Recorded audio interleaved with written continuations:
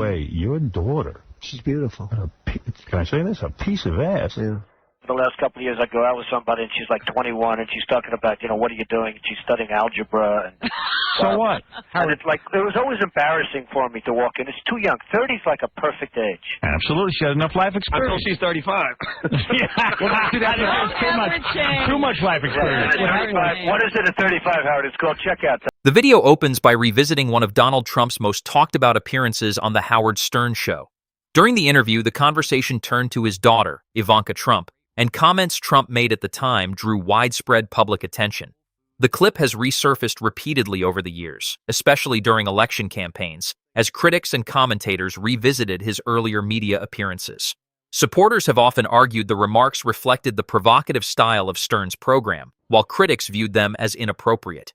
Regardless of interpretation, the exchange remains one of the most recognizable moments from Trump's pre-presidential media career. That attention has also led viewers to revisit other archived interviews from the same period. What is the best thing about being Donald Trump right now? Well, other than the fact I'm married, okay? Right. And I'm very happily married. I have a great wife. But if I weren't married, I'd be able to get all of the girls I want, except for possibly Robin. Do you think you could now be banging 24-year-olds? Oh, absolutely. I have no trouble. Would you do it? I have no problem. The next clip returns to another conversation between Trump and Howard Stern. During the discussion, Trump made comments about dating younger women if he were single, continuing the candid style that frequently characterized his appearances on the show. Since entering politics, these archived interviews have often been replayed as part of broader discussions about Trump's past public statements. They offer a look at how his media persona differed from his later role in national politics. From there, the focus shifts to another interview that has remained widely discussed for years. Issue with it then? If they were using her to... I don't think Ivanka would do that inside the magazine, although she does have a very nice figure. I've said that if Ivanka weren't my daughter, perhaps I'd be dating her. You know? Stop it! Oh, it's so weird! Stop You know what? You are sick. I know, isn't that terrible? Yeah. No, how Well, you're known for saying outrageous things, Mr. Trump.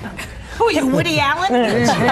The third segment revisits Donald Trump's 2006 appearance on The View alongside Ivanka Trump. During the interview, Trump made a remark about his daughter that has continued to attract attention long after it originally aired.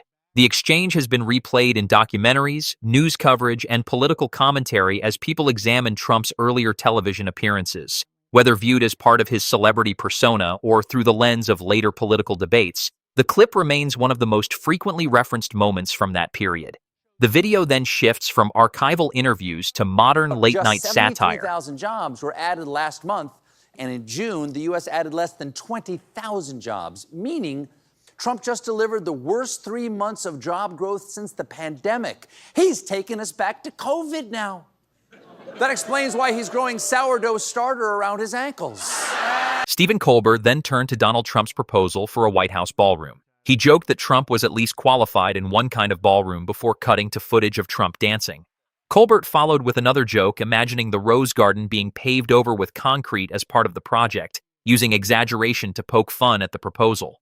The humor relied on visual comedy and playful comparisons rather than the construction plans themselves. It became another example of how late-night comedy blends current events with satire. But Colbert wasn't finished, as he next turned his attention to the latest economic headlines.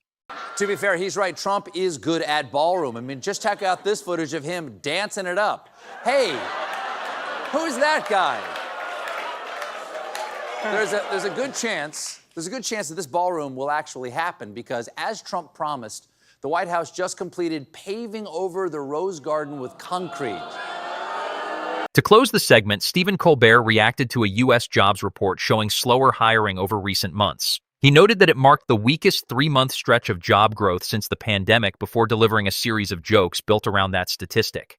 Colbert compared the situation to the COVID era and finished with a punchline about sourdough starter, referencing a trend that became associated with pandemic lockdowns. By combining economic news with humor, he turned a serious report into a memorable late-night comedy segment. It was a fitting conclusion to another monologue built around the week's biggest political stories. From decades-old interviews to today's late-night monologues, these moments show how Donald Trump's words and public appearances continue to generate headlines and spark debate. Whether through archived television clips or comedians like Stephen Colbert revisiting current events, the discussions remain part of the broader political conversation.